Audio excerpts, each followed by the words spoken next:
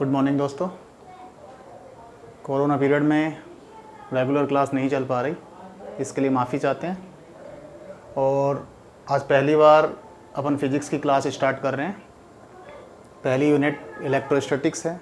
हिंदी और English medium दोनों की कंबाइंड क्लास ले रहा हूँ। टेक्निकल वर्ड्स लिखे हुए हैं, टेक्निकल वर्ड्स हिंदी और इंग्लिश में भी बोल रहा हूँ। कोशिश करते हैं कम से कम हमारा वीडियो चले। मैं नोट्स आपको साथ में प्रोवाइड करवा रहा हूँ। तो फर्स्ट अपने को इलेक्ट्रोस्टैटिक्स के लेके चलते हैं। इलेक्ट्रोस्टैटिक्स है क्या? स्थिर वैद्युतिकी। स्थिर वैद्युतिकी फिजिक्स का एक पार्ट है। इसके दो अलग अलग वर्ड से मिलकर बना है। एक है इलेक्ट्रो, दूसरा है स्टैटिक्स। इलेक्ट्रो मतलब विद्युत, स्टैटिक्स मतलब स्थिर। मतलब फिजिक्स का वो पार्ट है ये जहां हम सिर्फ चार्ज के बारे में, इलेक्ट्रिक के बारे में हम स्टडी करेंगे। तो इलेक्ट्रोस्टैटिक्स फिजिक्स की एक ब्रांच है जहां अपने को चार्ज के बारे में, आवेश के बारे में अपने को स्टडी करना है। ठीक है। दूसरी बात, यहाँ स्टार्ट जो अपने को करना है वो है घर्षण विद्युत से। फ्रिक्शनल इलेक्ट्रिसिटी क्या है? जनरली आपने देखा होगा घर में कभी कभी हम सूखे बालों को कंघी से रब करते हैं तो बाल खड़े हो जाते हैं। ठीक है। या फिर प्लास्टिक की बेंच पर बैठते हैं तो अचानक से अपने को चार्जिंग फील होती है, तो वो फ्रिक्शनल इलेक्ट्रिसिटी है। अब फ्रिक्शनल इलेक्ट्रिसिटी मतलब हाथों को रब करें हम, घर्षण कराएं तो हाथ गर्म हो जाते हैं। तो उनके गर्म होने के कारण या फिर दो ऑब्जेक्ट्स को घर्षण हम कराएं, फ्रिक्शन हम कराएं, तो जो इलेक्ट्रिक डेवलप होगी, जो विद्युत डेवलप होगी, वो फ्रिक्शनल इलेक्ट्रिसिटी है। बहुत सारी थ्योरीज हैं इसके बारे में, लेकिन हम बात करेंगे इसकी मॉडर्न थ्योरी की। तो जो मॉडर्न थ्योरी है वो बताती है कि फ्रिक्शनल इलेक्ट्रिसिटी डेवलप कैसे होती है। सिर्फ मॉडर्न थ्योरी से यही क्लियर नहीं होगा कि फ्रिक्शनल इलेक्ट्रिसिटी कैसे डेवलप होती है, बल्कि चार्ज की जो प्रॉपर्टीज़ हैं वो भी हम क्लियर करेंगे कि फ्रिक्शनल इलेक्ट्रिसिटी के साथ चार्ज की प्रॉपर्टीज़ कैसे चल रही हैं आपके पास।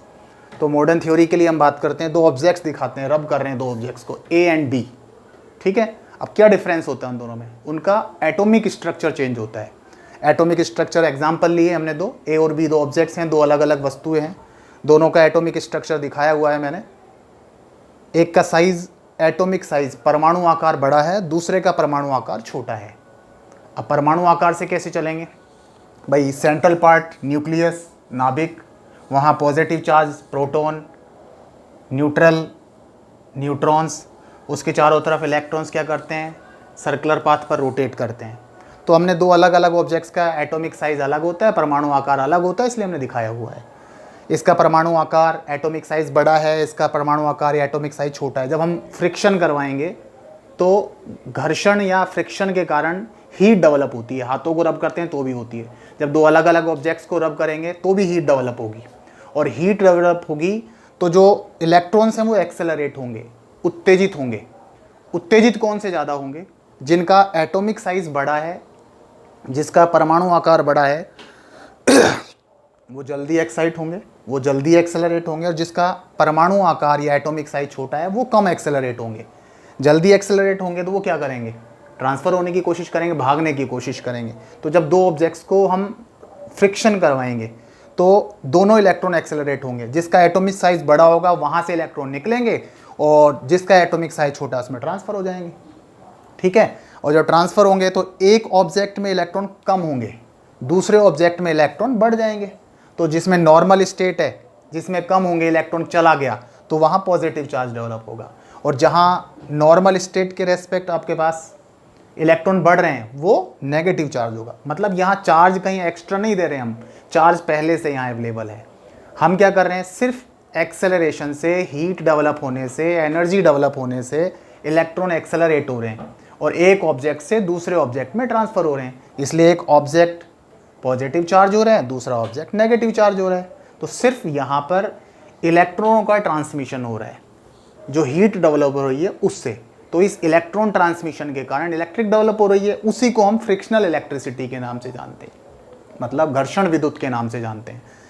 जो यहाँ दिखाया हुआ है आपके पास में, इसमें से एक इलेक्ट्रॉन ट्रांसफ़र हुआ, एटॉमिक साइज बड़ा, परमाणु आकार बड़ा, इसका परमाणु आकार छोटा, दो इलेक्ट्रॉन ट्रांसमिशन दिखा रखा है। तो यहाँ दो इलेक्ट्रॉन के बराबर पॉजिटिव चार्ज आ गया है, यहाँ दो इलेक्ट्रॉन बड़े हैं निकल के यहाँ ट्रांसफ़र हुए हैं, यहाँ दो इलेक्ट्रॉन के बराबर नेगेटिव चार्ज आ गया। तो इसका मतलब एक में इलेक्ट्रॉन कम हो गए, दूसरे में इलेक्ट्रॉन बढ़ गए, जिसमें कम हुए वो पॉजिटिव चार्ज हो गया, जिसमें बढ़े वो नेगेटिव चार्ज। मतलब बाहर से कोई आपने इलेक्ट्रॉन्स इसको प्रोवाइड नहीं किए, कोई बाहर से इलेक्ट्रॉन हमने नहीं दिया, पहले से इलेक्ट्रॉन मौजूद थे। एक ऑब्जेक्ट से दूसरे ऑब्जेक्ट में वो ट्रांसफ़र हुआ किस कारण? आपके पास हीट के कारण या एनर्जी के कारण। अब यहाँ से अपने पास चार्ज प्रॉपर्टीज़ निकल रही हैं। चार्ज प्रॉपर्टीज़ कौन सी हैं? एक तो ये दिख रहा है आपके पास कि न्यूक्लियस में पॉजिटिव चार्ज होता है, उसके अराउंड इलेक्ट्रॉन्स नेगेटिव चार्ज होते हैं। तो दो तरीके के आपके पास में चार्ज हैं, एक पॉजिटिव चार्ज, एक नेगेटिव चार्ज। ठीक है, अब सब नॉर्मल जो प्रॉपर्टी वो जानते हैं, अगर पॉजिटिव चार्ज पास आएंगे तो वहाँ कौन सा फोर्स काम करेगा? सोचिए, वहाँ काम करेगा हमारे पास रिपल्सन फोर्स। नेगेटिव पास आएगा तो भी रिपल्सन फोर्स। अगर पॉजिटिव और नेगेटिव पास आएंगे तो वहाँ आपके पास अट्रैक्शन, आकर्षण का फोर्स काम करेगा। मतलब सेम प्रॉपर्टी के चार्जों के बिटवीन कैसा का फोर्स काम करेगा? आपके पास रिपल्सिव फोर्स, प्रतिकर्षण बल। और अपोजिट प्रॉपर्टीज़ हैं, अपोजिट नेचर है, तो उनके बीच आकर्षण का बल, अट्रैक्शन का बल काम करता है।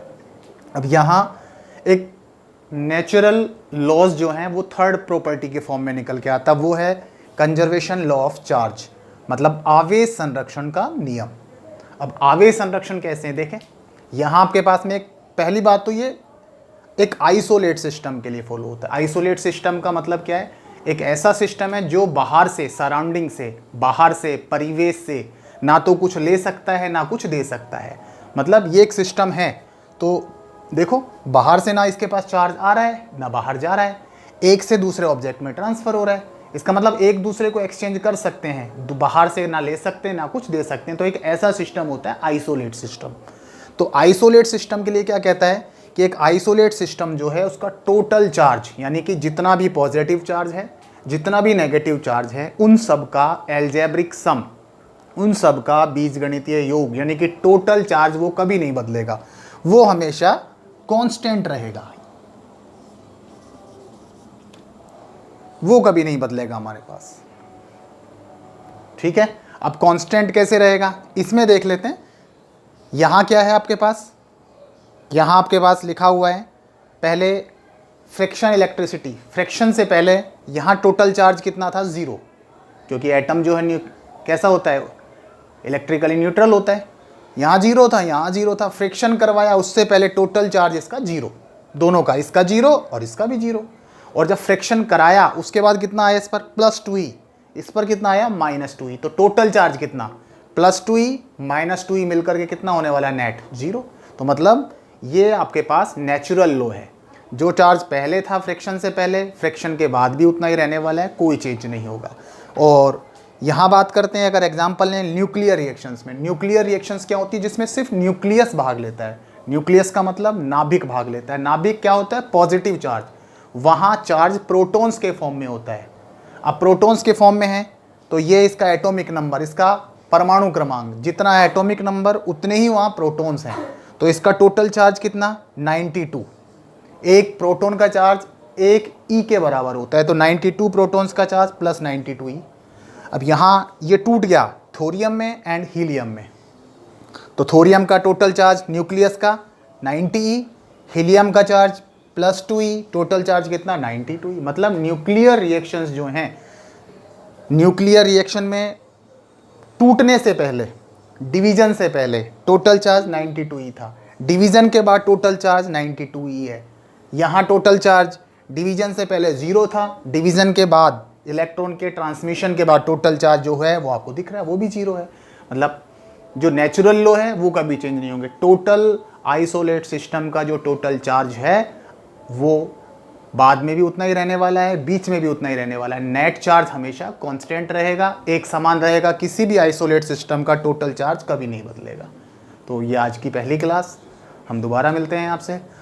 यहाँ आपके पास हैं, मैं आपके लिए नोट्स भी डालूँगा आपके ग्रुप पर, और कोई प्रॉब्लम होगी तो जब लाइव क्लासें होंगी तब हम सॉल्व करेंगे उनको भी। Thank you very much.